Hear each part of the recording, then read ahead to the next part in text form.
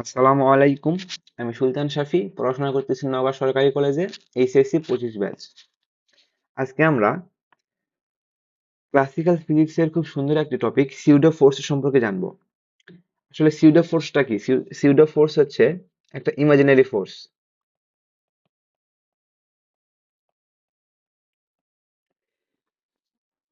Pseudo ফোর্সের প্রয়োজন কি জন্য হলো, বা সিউডো ফোর্স তৈরির কারণটা কি? নিউটনের যে সূত্রগুলো আমরা ব্যবহার করি,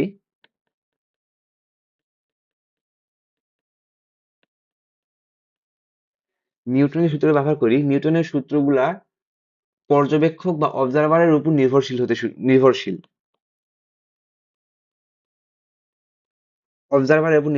এখন অবজারভার দুটি ফ্রেমে ডিফাইন করতে পারি। একটি হচ্ছে যেখানে এ ইজ ইকুয়াল টু 0 এবং ভি হচ্ছে কনস্ট্যান্ট। এটাকে বলা হয় ইনার্শিয়াল ফ্রেম। ইনার্শিয়াল ফ্রেম এই ইনার্শিয়াল ফ্রেমে নিউটনের সূত্রগুলা ভ্যালিড, এবং ইনার্শিয়াল ফ্রেমে আমরা নিউটনের সকল সূত্রের যে হিসাব নিকাশ করি ইনার্শিয়াল ফ্রেমে থেকেই করি। অর্থাৎ ইনার্শিয়াল ফ্রেম মানে কি? যেখানে অবজারভার বা পর্যবেক্ষক স্থির থাকে বা সমবেগে চলতে থাকে, অর্থাৎ পর্যবেক্ষকের কোনো ত্বরণ থাকে না। যেমন আমরা যে পুলি কপি কলের যে ম্যাথ গুলা করে থাকি,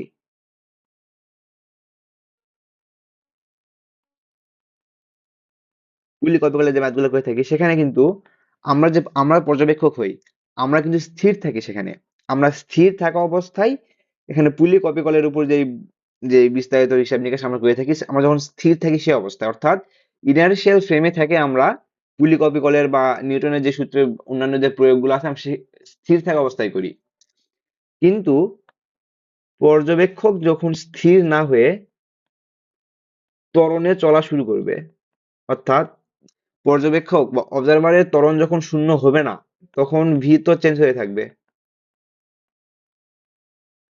এবং এটাকে বলা হয় নন ইনার্শিয়াল ফ্রেম।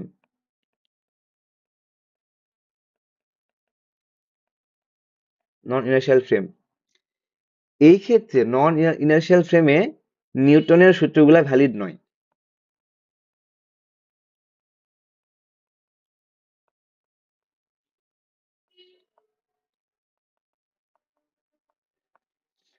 নন ইনার্শিয়াল ফ্রেমে নিউটনের সূত্রগুলো ভ্যালিড নয়। ইনার্শিয়াল ফ্রেমে আমরা নিউটনের সূত্র ব্যবহার করতে পারি, কিন্তু যখনই আমরা পর্যবেক্ষক যখন ত্বরণে চলা শুরু করবে, সেক্ষেত্রে নিউটনের সূত্রগুলো ভ্যালিড হয় না। এখান থেকে আমাদের সিউডো ফোর্সের উৎপত্তি হয়। একটা উদাহরণ দিলে আমরা ভালো বুঝতে পারবো। উদাহরণ হিসেবে দেখতে পারি, ধরি একটা লিফটে একটি বস্তু আছে এবং লিফট এর ত্বরণে উপরে উঠতেছে। তাহলে একজন ইনার্শিয়াল ফ্রেমে থাকা ব্যক্তি যদি এই বস্তুটার উপর নিট ফোর্স হিসাব করতে যায়, তাহলে কি হিসাব করবে দেখা যাক। হিসাব দাঁড়াবে এরকম: নিচের দিকে ওজন বল mg, উপরের টি। যেহেতু পুরো পুরো সিস্টেমটা উপরের দিকে উঠতেছে, তাহলে টি এর মান বেশি।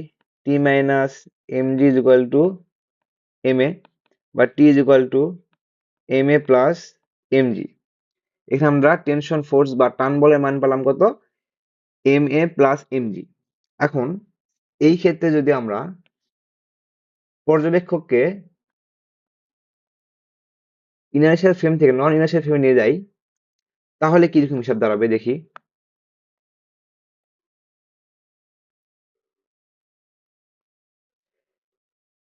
লিফটের মধ্যেই পর্যবেক্ষক এবার আছে, তাহলে কি দাঁড়াবে?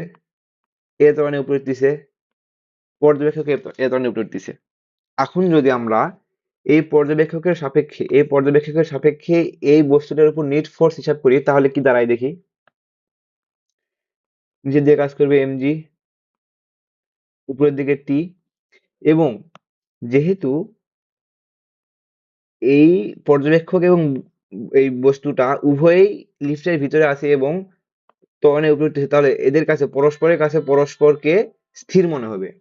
তাহলে তো এর বাইরে কোনো ফোর্স ওই পর্যবেক্ষক দেখতে পাবে না, তাহলে কি দাঁড়াবে? টি ইজ ইকুয়াল টু এমজি।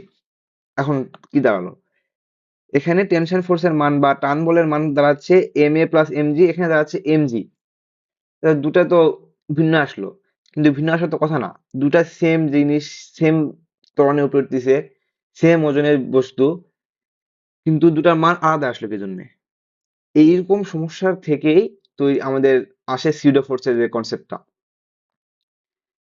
এরকম সমস্যা কারণ কি, এখানে পর্যবেক্ষক ছিল ইনার্শিয়াল ফ্রেমে এবং এখানে আছে নন ইনার্শিয়াল ফ্রেমে। এই পার্থক্যের কারণেই এখানে আমাদের টি এর মানের পরিবর্তন আছে। এখন তাহলে আমাদের কাছে যদি প্রশ্ন আসে কোনটা সঠিক, কোন টেনশন ফোর্সের মান সঠিক, বিজ্ঞানীরা ল্যাবরেটরিতে হিসাব করে দেখে এটার মান সঠিক, তাহলে এটা ভুল। এটা কি জন্য ভুল হলো? বা এখানে এই ভুলটা সংশোধনের জন্য কি করা যেতে পারে? এই কি করা যেতে পারে এটা আবিষ্কার করতে গিয়েই বিজ্ঞানীরা সিউডো ফোর্স আবিষ্কার করেন।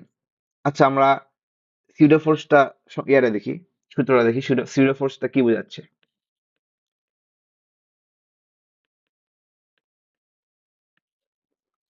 F equal to minus M A. এখানে এ কি? এ হচ্ছে পর্যবেক্ষকের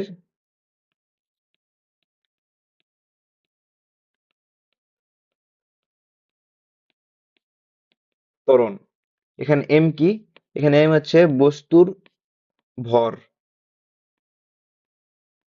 এখানে বস্তুর ভর, এবং এখানে মাইনাস দ্বারা বোঝাচ্ছে দিক, অর্থাৎ বিপরীত দিকে কাজ করবে, যেদিকে ত্বরণ যাবে তার বিপরীত দিকে এই সিউডো ফোর্সটা ব্যবহার করতে হবে।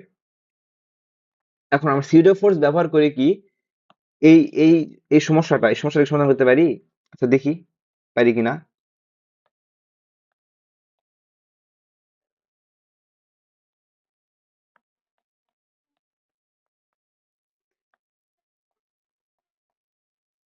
এখন যদি এখানে ব্যক্তি আছে এবং লিফটটা এ ধরনের উপরে উঠতেছে, তাহলে আমরা যদি এই বস্তুটার নিট বল হিসাব করতে যাই, তাহলে কি দাঁড়াবে?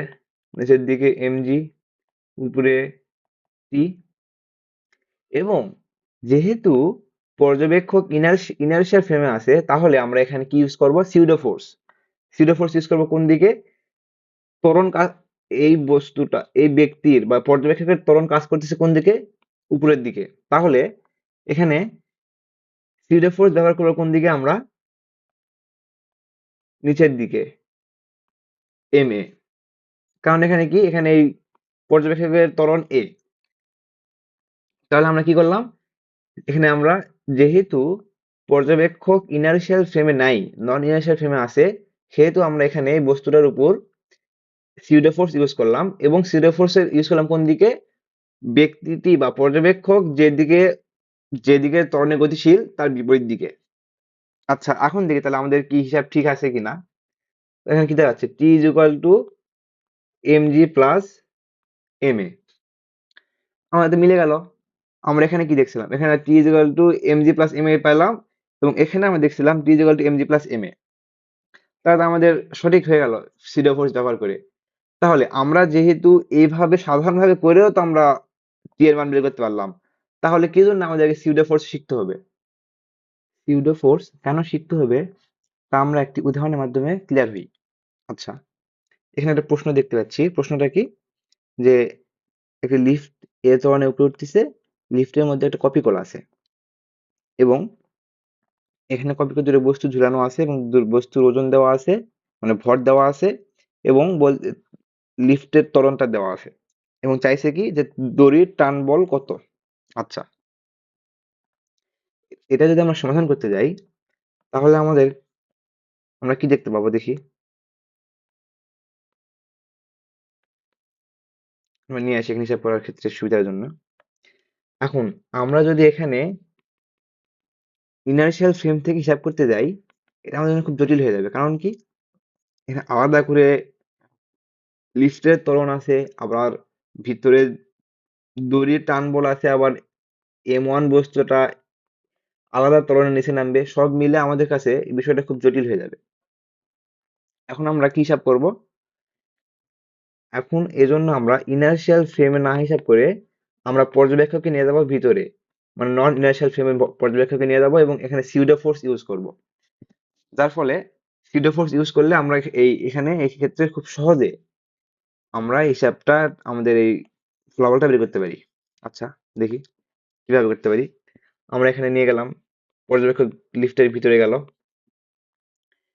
পর্যবেক্ষক লিফটের ভিতরে যাওয়া মানে কি?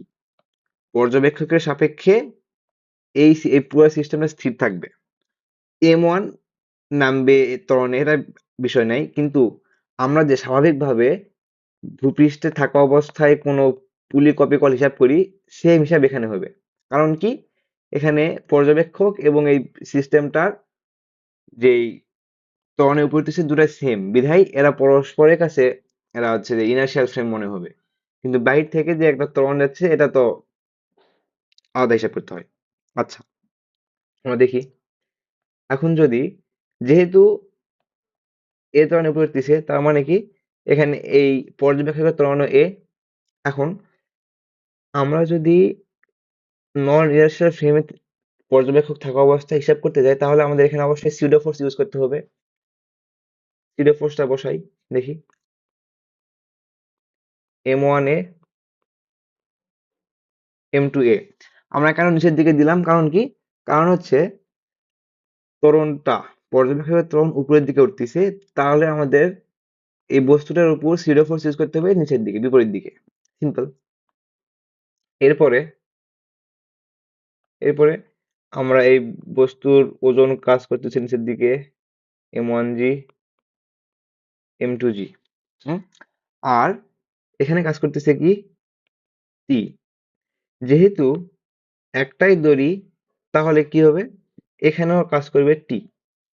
এখন যদি আমরা নরমালি নিউটনের সেকেন্ড ল হিসাব করে, সেকেন্ড ল ব্যবহার করে হিসাব করতে যাই, তাহলে আমাদের কাছে সহজেই উত্তর বের হয়ে আসবে। কিভাবে? যেহেতু এখানে, যেহেতু M2 এর ক্ষেত্রে উপরের দিকে যাচ্ছে এবং M1 এর ক্ষেত্রে নিচের দিকে যাচ্ছে। কেন যাচ্ছে? কারণ কি? কারণ এখানে M1 এর মান বেশি, M1 এর মান বেশি, M2 এর মান কম। তাহলে কি হবে? M1 এর মান বেশি হওয়ার কারণে M1 ওজন বল বেশি হওয়ার কারণে নিচের দিকে যাবে এবং M2 উপরের দিকে উঠবে। যেহেতু M2 উপরের দিকে উঠবে, তাহলে কি এই ক্ষেত্রে T এর মান বেশি হবে এই ওজন বল প্লাস সিউডো ফোর্স এর তুলনায়। তাহলে কি দাঁড়াবে? T minus M2G minus M2A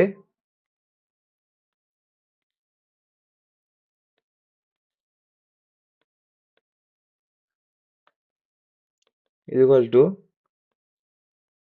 M2A prime. A প্রাইমটা কি? A প্রাইমটা হচ্ছে M1 বস্তুটা যে ত্বরণে নিচে নামতেছে বা M2 বস্তু যে ত্বরণে উপরে উঠতেছে, এটা হচ্ছে A প্রাইম। আচ্ছা, এক্ষেত্রে যদি আমরা দেখি এই বস্তুর ক্ষেত্রে যেহেতু বস্তুর নিচে নামতেছে, তার মানে কি এখানে ওজন বল প্লাস সিউডো ফোর্স এর মান বেশি T এর তুলনায়। আচ্ছা, M1G plus M1A minus T equal to M1A prime. এখন যদি আমরা দুটো যোগ করি, তাহলে এখানে মাইনাস টি প্লাস টি কাটা যাবে। এখানে আসবে কি? M1G plus M1A minus M2G minus M2A equal to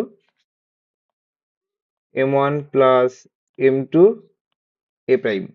এখান থেকে আমরা খুব সহজে A প্রাইমের মানটা বের করতে পারি এবং A প্রাইমের মান বের করার পরে যে কোনো একটা সমীকরণে যদি A প্রাইমের মান বসাই দিই, তাহলে আমরা এখানে T এর মান পেয়ে যাব। আচ্ছা, দেখা যাক এখানে কত বের হয়। M1 কত? M1 3 into 9.8 plus 3 into 5 minus 1 into 9.8 minus 1 into 5 by 3 plus 1। আমাদের এখন হিসাব করি, হিসাব কত হচ্ছে? 3 into 9.8 plus 3 into 5 minus 9.8 minus 5 plus by 4, 7.4 media inverse 2। অর্থাৎ আমাদের এখানে কি দেওয়া আছে, এ প্রাইমের মান 7.24 মিডিয়া ইনভার্স 2, এখানে বলে দিছি 4। হ্যাঁ, তাহলে আমরা 1 নং সমীকরণে এর মান বসিয়ে পাই। 1 নং-এ কি ছিল?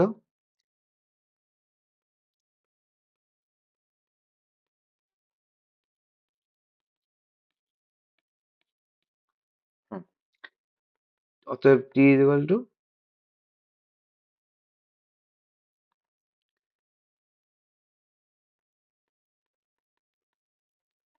m2g plus m2a। আচ্ছা, m2 কমন নিলাম। এ প্রাইমের মান কত? 7.4 প্লাস j এর মান 9.8 প্লাস এর মান 5 এবং m2 এর মান তো জানি আমরা 1। তাহলে তো কত আছে, t এর মান 7.4 প্লাস 9.8 প্লাস 5, 22.2। এটা হচ্ছে আমাদের অ্যান্সার। আমরা এখানে দেখো কত সহজ করে ফেললাম। এখন এই ক্ষেত্রে আমরা কেবলমাত্র প্রসঙ্গ কাঠামো বা পর্যবেক্ষককে ইনার্শিয়াল ফ্রেম থেকে নন ইনার্শিয়াল ফ্রেমে নিয়ে যাওয়ার মাধ্যমেই খুব জটিল একটা হিসাবকে আমরা খুব সহজে করে ফেললাম। আশা করি সিউডো ফোর্সের কনসেপ্টটা ফুল ক্লিয়ার হয়েছে ইনশাল্লাহ। আসসালামু আলাইকুম।